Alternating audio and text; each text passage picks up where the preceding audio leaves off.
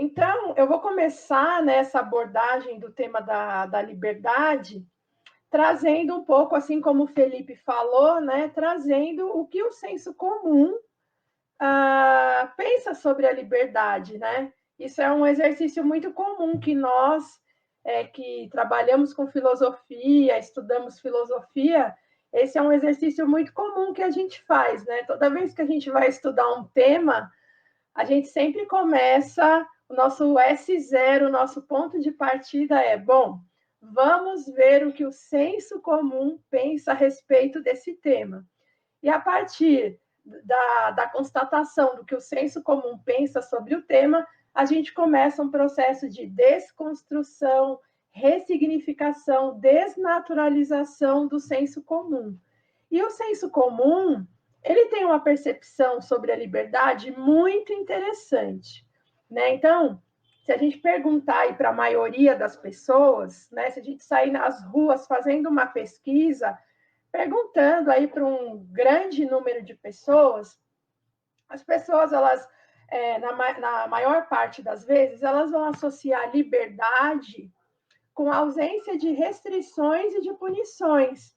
Então, elas vão falar assim, liberdade, para mim, é poder fazer o que eu quero, na hora que eu quero, quando eu quero, sem dar satisfação para ninguém, sabe? Ai, ser livre para fazer o que eu quiser. É muito interessante essa percepção que o senso comum tem sobre a liberdade, né? Vem sempre essa noção, né, de uma ausência de restrições e de punições. Outro traço também que aparece nessa definição de liberdade segundo o senso comum é que a liberdade ela está sempre circunscrita a um momento, né? Então é como se as pessoas elas quisessem viver momentos de liberdade. Então elas têm uma ânsia por viver momentos de liberdade. Então a liberdade para elas não é algo perene, não é algo constante, né? Então, olha, eu queria viver um momento, sabe, onde eu pudesse fazer tudo o que eu quisesse, sem dar satisfação para ninguém. Aparece muito também esse tipo de percepção. E aí também vem uma outra noção que eu chamo de hedonismo, porque é como se a pessoa, quando ela fala de liberdade, ela está falando de se entregar aos desejos e se entregar aos prazeres, sabe? Como se ela pudesse realizar todos os desejos e todos os prazeres dela.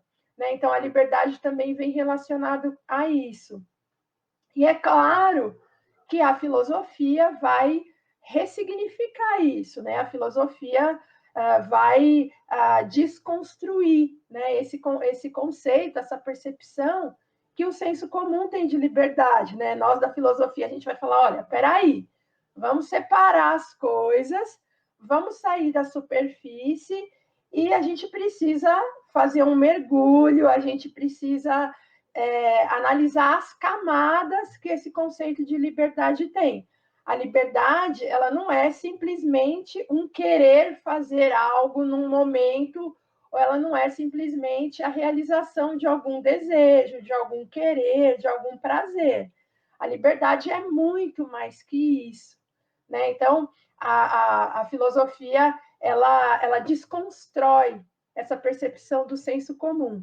Assim como o Felipe falou também, é muito interessante quando a gente vai para a publicidade e para a propaganda e a gente vê como a publicidade e a propaganda trabalham o conceito de liberdade.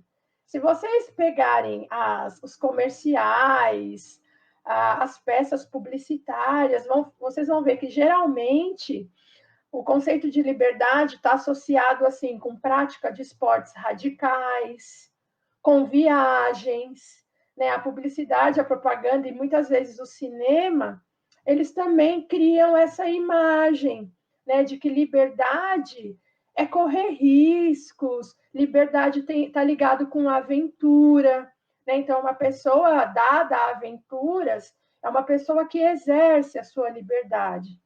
Também, como o Felipe falou, o neoliberalismo, ele também cria a sua imagem de liberdade. E se a gente pegar o consumismo, que é um dos pilares dessa sociedade neoliberal, o consumismo também apresenta para a gente aí um simulacro, né, de liberdade, uma falsa noção de liberdade, porque o consumismo vai falar para você assim, olha, liberdade é você poder comprar o que você quiser, né? Então, a partir do momento que você tem poder de compra, né, que você tem um poder financeiro, que você tem um cartão de crédito para comprar bens materiais e para ostentar esses bens materiais, você é livre. Né? Você tem liberdade para fluir, né? Para fluir nessa sociedade de consumo, né? Nessa sociedade de consumidores. E uma outra percepção também que a gente pode ter da liberdade é nas redes sociais. E eu acho muito interessante porque de alguns anos para cá, as redes sociais elas vêm trabalhando muito com o conceito de liberdade de expressão, que, a meu ver, também é um conceito bem problemático, porque as pessoas elas acham que, segundo as redes sociais, ter liberdade, no caso, liberdade de expressão, é você chegar numa rede social e escrever o que você quiser, o que vem na sua cabeça, por exemplo, é você publicar o que você quiser, por exemplo, é você ligar a sua câmera e sair falando aquilo que você bem entender, sem medir as consequências, é você expor as pessoas, é muitas vezes você proferir discursos de ódio, por exemplo. Então, eu penso que de uns anos para cá, as redes sociais elas também disseminaram um falso conceito de liberdade. Elas vêm trabalhando, as redes sociais, elas vêm trabalhando, e esse conceito de liberdade. E eu acredito que isso é muito pernicioso, né? Porque se você entra nas redes sociais sem um filtro, sem um senso crítico, se você não entra questionando esse falso conceito de liberdade, eu acho que, no mínimo, você vai acabar se desiludindo e você vai acabar tendo muitos problemas, né? Porque é uma liberdade falsa, né? É uma liberdade que vai gerar problemas, é uma liberdade que muitas vezes gera passivos, né? Para empresas ou para pessoas, gera passivos trabalhistas, porque as pessoas se sentem expostas, elas processam as outras pessoas. Então, é muito interessante como a liberdade ela também tem circulado aí nesses âmbitos, né? Tanto da publicidade, quanto do consumismo, quanto das redes sociais. Em tempos de pandemia, a questão das liberdades individuais, elas ganharam a ordem do dia, né? As pessoas, elas têm falado muito sobre essa questão das liberdades individuais, né? E só para a gente relembrar, a pandemia de Covid, né, no dia 26 de fevereiro de 2020, a gente teve o primeiro caso, né, de Covid confirmado em São Paulo. Então, em fevereiro, agora a gente teve um ano, né, dessa pandemia. Foi o primeiro caso confirmado no Brasil, foi em São Paulo, em fevereiro do ano passado. O que essa pandemia fez? Ela limitou a liberdade individual das pessoas, né? Então, ela trouxe esse impacto na liberdade individual. E aí, as medidas de isolamento, de distanciamento social, os protocolos de segurança, o lockdown, elas impactaram nas liberdades individuais. Quais liberdades individuais? No direito de ir e vir, nas liberdades religiosas, no que diz respeito à realização dos cultos, no direito de reunião, na liberdade econômica, e aí quando a gente está falando de circulação de pessoas e de mercadorias. Então, as pessoas, elas começaram a se manifestar e elas começaram a problematizar, a pensar sobre essa questão das liberdades individuais. Quais foram as questões importantes que apareceram desse contexto todo, desse contexto de pandemia? Né? Alguns filósofos, sociólogos, estudiosos, o que eles enxergaram? Eles falaram o seguinte: olha, o que a gente tem colocado aí é um embate entre a liberdade individual e os direitos coletivos, as necessidades coletivas. E eles viram nesse embate uma grande virada, no caso da sociedade brasileira, eles viram esse momento como uma grande oportunidade para nós, enquanto sociedade. Por quê? Esses estudiosos, eles falaram assim, bom, com esse embate, né, entre liberdade individual e necessidades coletivas, as pessoas vão chegar à conclusão, pensando, refletindo, elas vão chegar à conclusão que as necessidades coletivas, elas estão em primeiro lugar do que as liberdades individuais, certo? Que numa situação como essa que a gente se encontra, a gente tem por dever abrir mão temporariamente das nossas liberdades individuais, porque senão a gente vai colocar em risco a vida das pessoas, né? E aí não faz sentido, como o Felipe falou, eu exercer a minha liberdade individual se eu prejudicar a vida do outro, né? Eu vivo em sociedade, eu preciso do outro, né? E eu não posso colocar a vida da outra pessoa em risco. Então, os estudiosos falaram: olha, esse vai ser um grande momento da sociedade brasileira. As pessoas vão fortalecer e vão valorizar cada vez mais o coletivo, os direitos coletivos. Mas não foi isso que aconteceu. Não foi isso. As pessoas, elas começaram a sair com um discurso em defesa das suas liberdades individuais, falando: olha, o coletivo, o bem comum, para mim está em segundo plano. Eu não abro mão da minha liberdade individual, eu sinto muito. A minha liberdade individual é mais importante do que o direito coletivo, do que o bem comum, do que a sociedade, do que o grupo que eu faço parte.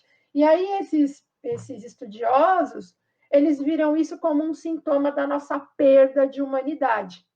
Eles falaram: olha, quando a gente não consegue fazer essa virada de chave, isso significa que a gente está falhando enquanto sociedade, né? Então, a gente está nós estamos inseridos dentro de uma sociedade neoliberal, como o Felipe falou, extremamente individualista, imediatista, egoísta, que não é capaz de pensar no todo, que não é capaz de pensar no coletivo.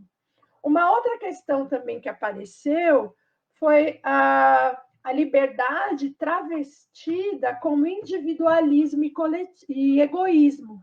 Né? Então, o que a liberdade virou sinônimo? De individualismo e egoísmo em tempos pandêmicos. Né? Então, o que a gente viu? A gente viu um conceito de liberdade sendo surgido, mas um conceito de liberdade que não estava fundamentado em evidências científicas e que, na verdade, esse conceito de liberdade ele vinha estruturado, ele vinha calçado por ideologias contrárias à ciência e ao coletivo. Então, também era uma liberdade individual, que ela é liberdade individual só aquilo que me interessa. Então, a liberdade individual, ela só pode ser defendida para as questões que me interessam, que dizem respeito àqueles ideais, àqueles valores que eu acredito. Agora, quando é a liberdade individual, por exemplo, para pessoas homoafetivas, por exemplo, aí essa liberdade individual ela já não vale. Para relacionamentos homoafetivos, aí a liberdade individual não vale. Então, a liberdade individual ela só vale para aqueles valores que eu coaduno, que eu acredito. Então, ela fica uma liberdade individual seletiva. Ela é uma liberdade individual que ela só pode ser exercida de acordo com os meus valores. Ela não é uma liberdade individual absoluta, ela é seletiva. Então, esse também foi um outro ponto que os pesquisadores, as pessoas que analisam a sociedade brasileira levantaram. Então, de maneira geral, eu acredito que essa seja a problematização que a gente possa fazer agora, né, em relação à liberdade, essa questão da liberdade em relação ao senso comum e a liberdade em tempos pandêmicos, que foi todo esse embate em relação às liberdades individuais e a liberdade relativa ao coletivo, né, às necessidades coletivas. Eu vou trazer agora um autor, um filósofo francês, Jean-Paul Sartre, que ele tem uma teoria clássica sobre a liberdade. E uma coisa interessante do Sartre é que, num certo sentido, ele também afronta o senso comum. Porque tem uma parte do senso comum que acredita que o ser humano não é livre.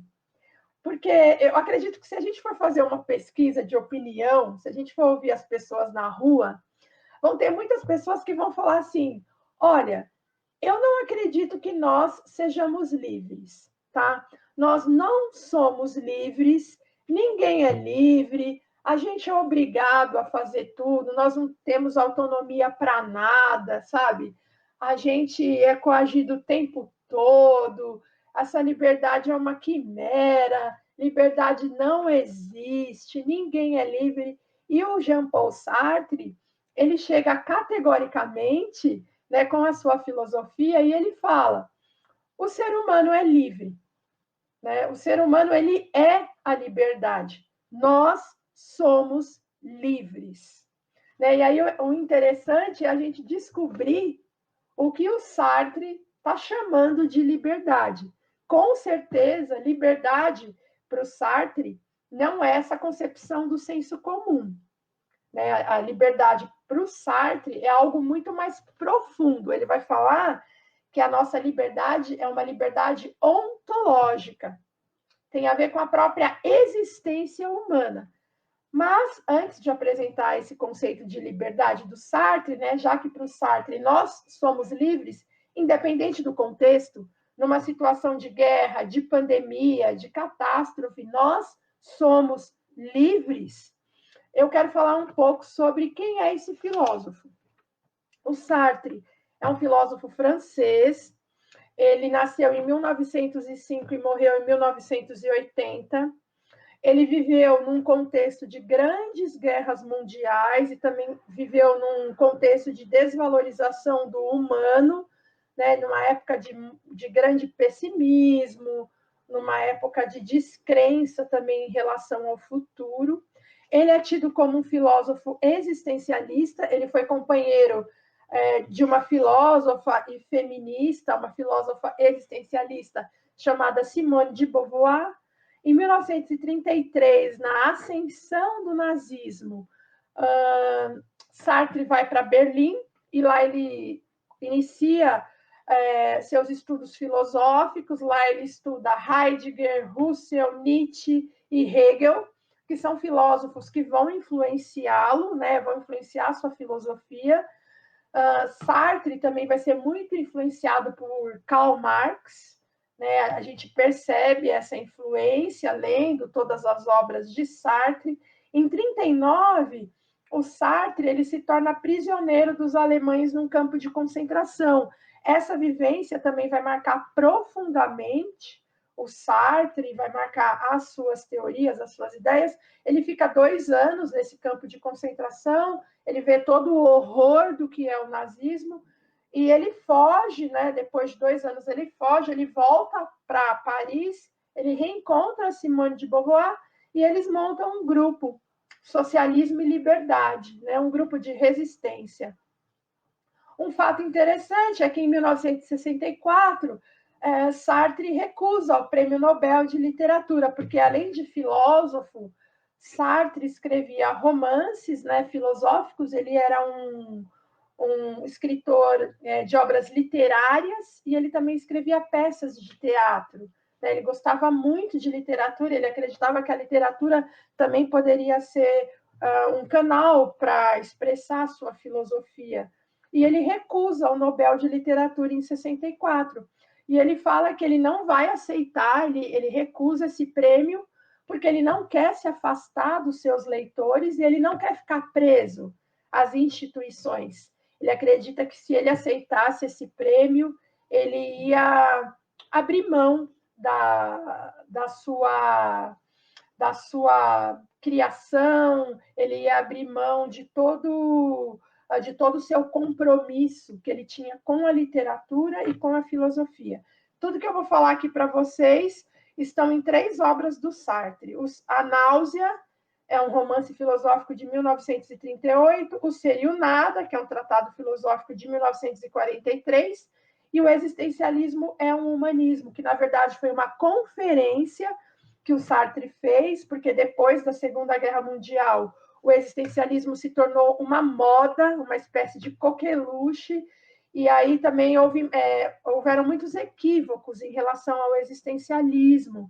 E as pessoas começaram, para vocês terem uma ideia, chamar uma pessoa de existencialista era se referir a uma pessoa blasé, uma pessoa pessimista, que vivia o hoje sem se preocupar com o amanhã, virou uma espécie de um adjetivo.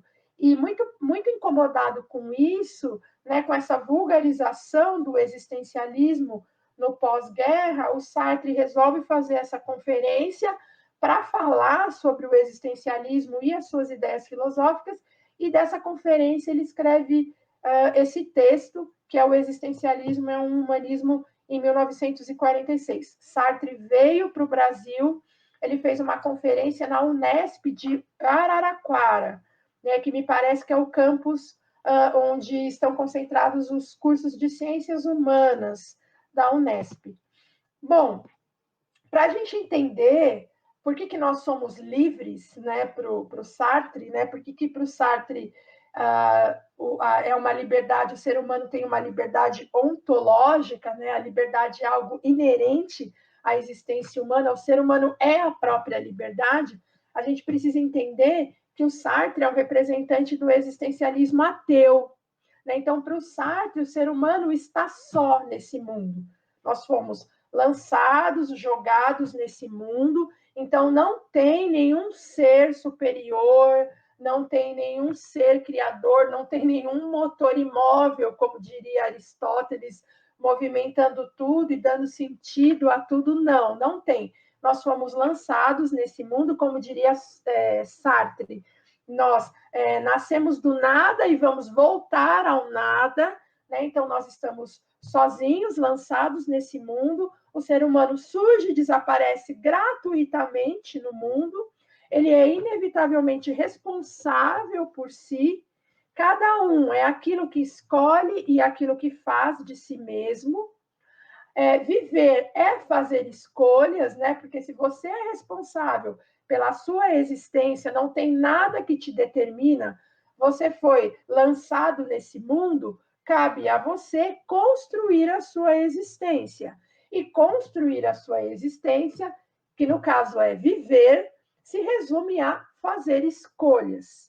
E ao escolher a si mesmo, o homem escolhe a si e escolhe aos outros. Então, toda vez que eu escolho tendo como referência a minha própria pessoa, a minha própria individualidade, e como essa minha escolha pode virar uma referência para os outros, o Sartre vai falar que, ao mesmo tempo que eu escolho em relação à minha própria pessoa, eu também escolho representando a humanidade inteira. Então, é uma escolha que tem dois âmbitos, um âmbito individual e um âmbito coletivo, um âmbito global.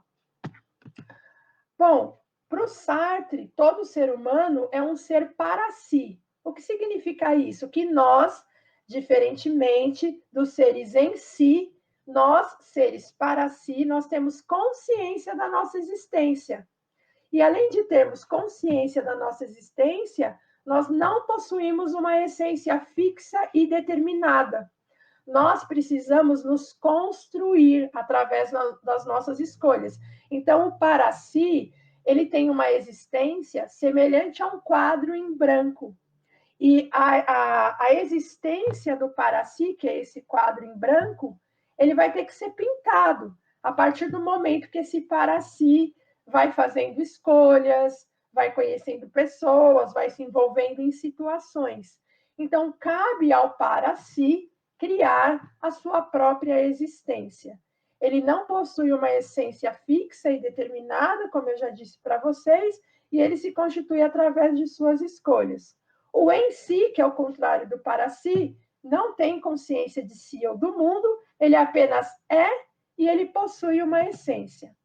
Sartre vai falar que no ser para si, no nosso caso, a existência precede a essência. O homem, sem qualquer apoio e sem qualquer auxílio, está condenado a cada instante a inventar o próprio homem.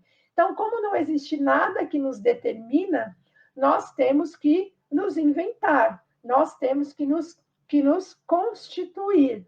Então, nós somos seres inacabados.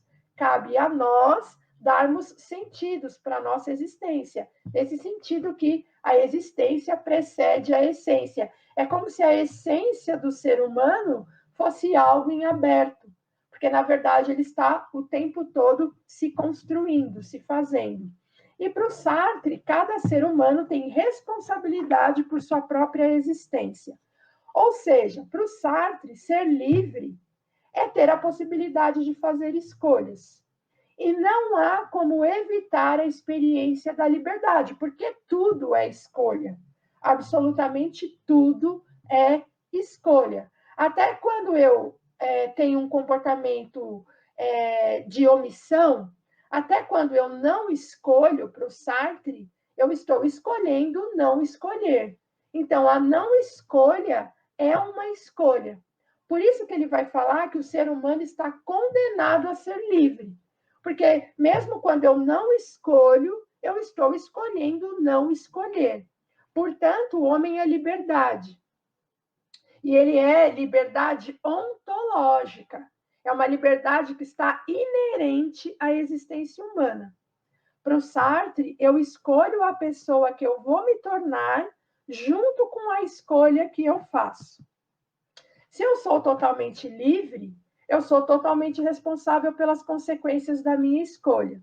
Então, ele vai falar que viver é isso, ficar se equilibrando o tempo todo entre escolhas e consequências. Isso é muito interessante, porque, como eu disse para vocês no começo da minha fala, quando eu estava problematizando o conceito de liberdade, eu recorri ao senso comum. O senso comum, muitas vezes, quando ele define liberdade, ele não relaciona liberdade com responsabilidade. E o Sartre vai falar assim: olha, se eu sou totalmente livre, eu sou totalmente responsável pelas consequências das minhas escolhas, porque toda escolha vai ter uma consequência. Essas consequências podem ser positivas ou negativas, mas toda escolha implica em consequências. Bom, o Sartre vai falar o seguinte: é claro, e aí o Felipe também apontou isso na fala dele, é claro que existem índices de adversidade. O que seriam esses índices de adversidade? As pessoas, elas nascem numa determinada época, elas nascem num determinado país, elas nascem numa determinada família, num determinado núcleo familiar, elas nascem numa determinada classe social. O Sartre, ele não anulava isso, ele não ignorava as condições materiais de existência. Pelo contrário, ele tinha consciência disso. As pessoas, elas nascem num determinado gênero, elas nascem com marcadores sociais. Né? E esses marcadores sociais, muitas vezes, eles vão limitar ou vão possibilitar a construção da vivência dessas pessoas, né? Porque elas vão precisar, as pessoas vão precisar construir a sua existência. E esses marcadores sociais, né, esses índices de adversidade, eles vão estar presentes quando a pessoa, quando o ser humano for exercer a sua liberdade. E o Sartre vai falar que esses marcadores sociais, ora eles vão limitar e ora eles vão possibilitar essa experiência. Mas ele vai falar que é possível e é necessário que a gente transcenda as possibilidades e que o ser humano ele tem essa característica de projetar possibilidades o tempo todo. Porque como não tem nada que o determine, e ele está o tempo todo se lançando em novas possibilidades, esses índices de adversidade, eles não são capazes de limitar o homem nessa transcendência dessas possibilidades. Mesmo com esses índices de adversidade, ainda assim é possível se projetar e se lançar a novas possibilidades. Por isso que o Sartre vai falar que o homem é o ser que pode fazer a experiência dos possíveis. Bom, para o Sartre, a liberdade nos traz responsabilidade, ela nos traz angústia e ela nos traz náusea. Por isso que ele vai falar que o ser humano é um ser nauseado e é um ser angustiado. O que significa dizer para o Sartre que a liberdade traz responsabilidade, angústia e náusea? Bom, por que nós somos seres angustiados? Porque o Sartre vai falar que muitas escolhas que nós fazemos, elas poderiam ser feitas de outro modo. Não tem nada que nos garanta que uma escolha só poderia ser feita de uma única e exclusiva maneira. E toda escolha tem os seus prós e os seus contras. Então, quando eu escolho uma coisa, eu sempre abdico de outra coisa. Então, a angústia é essa percepção, é essa consciência de que toda vez que eu escolho alguma coisa, eu nunca tenho a certeza de que essa escolha foi o melhor que eu poderia ter feito. Eu nunca vou ter essa sensação de completude quando eu faço uma escolha. Eu sempre poderia ter escolhido de uma outra forma. Então, a angústia é essa sensação. A náusea é uma sensação própria de quem não tem nada que possa determinar a sua existência e as suas escolhas. Como eu falei para vocês no começo da apresentação, não tem determinismos. Então, nós fomos lançados nesse mundo. Viemos do nada e vamos retornar ao nada para o Sartre. Então, a náusea é essa sensação de quem não tem nada que possa determinar a sua existência e as suas escolhas. A náusea está ligada também à falta de sentido da nossa própria existência. Né? O Sartre muitas vezes vai usar a expressão de que a vida é um absurdo. Né? Ela não tem um sentido específico, justamente porque não tem nada que nos determine. Mas mesmo assim, essa vida vale a pena ser vivida. Né? Porque nós precisamos construir a nossa vida, nós precisamos dar sentido para essa vida. É como se a nossa vida fosse uma obra de arte e cabe a nós somos os artistas, né, dessa obra de arte, e cabe a nós realizarmos essa obra de arte, só depende de nós. O ser humano é um ser nauseado e angustiado. Bom, a liberdade também nos traz responsabilidade. Aí o Sartre vai acionar um conceito que ele chama de má-fé. O que é a má-fé? A má-fé é uma espécie de mentira que o ser humano conta a si mesmo, procurando fugir da responsabilidade que tem ao praticar as suas escolhas e do julgamento negativo dos outros. Então, o que o Sartre vai falar? Eu escolho, toda escolha tem consequências.